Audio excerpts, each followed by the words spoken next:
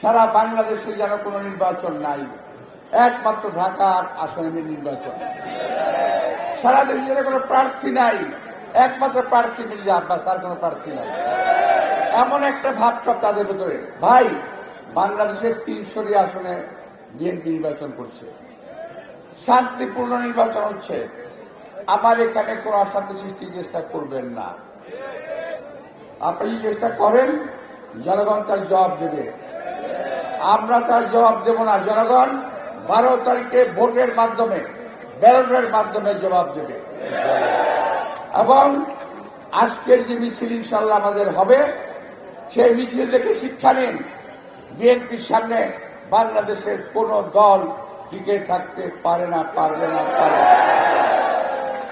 আমাদের কর্মীরা এখন পর্যন্ত অত্যন্ত শান্ত এবং নীরব, ভালো ভূমিকা পালন করছে। আমি আমার কর্মী ভাইদেরকে অসংখ্য ধন্যবাদ জানাবো, আপনার ধৈর্য ধারণ করুন।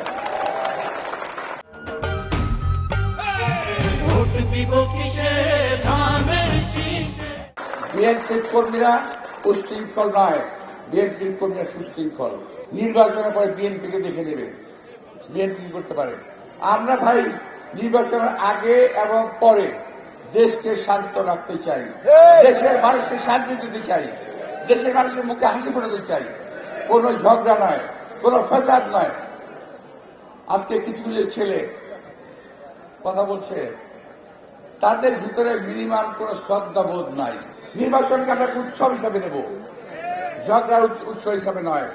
প্রিয় ভাইয়েরা, তারা যে সময় কথা বলছেন, আমি শুধু বলতে চাই, আমি যদি কথা বললে আপনার হবে অন্য ভাষায়। আপনাদের ভাষায় আমি কোনো কথা বলবো না, আমার ভাষায় বলছি। বাবা, তোমাদের বয়স এখনো হয়নি এরকম, তোমরা শ্রদ্ধা করতে শিখো। একটা কথা মনে রেখো, আমি শেখ সাদির একটা কবিতার ছোট্ট একটা লাইন বলতেছি, বে আদব বে নসিব বা আদব বা নসিব। অর্থাৎ বে আদব সব সময় কপাল খারাপ হয়, আর যার আদব কায়দা থাকে তার সব সময় কপাল ভালো থাকে। আমি আবারও বলছি, তোমার সবার জন্য কথা মনে রাখো। বড় কবিতার শেখ সাদির আদব কায়দা সম্পর্কে একটা কবিতা আছে, সেই কবিতার একটি লাইন, বে আদব বে নসিব বা আদব বা নসিব। কথাটা মনে রাখবেন। আমি আমার সন্তান তুল্য যারা আজকে আমার সঙ্গে কথা বলেন, তাদের উদ্দেশ্যেই আমার এই উপদেশমূলক কবিতাটা আমি পড়লাম।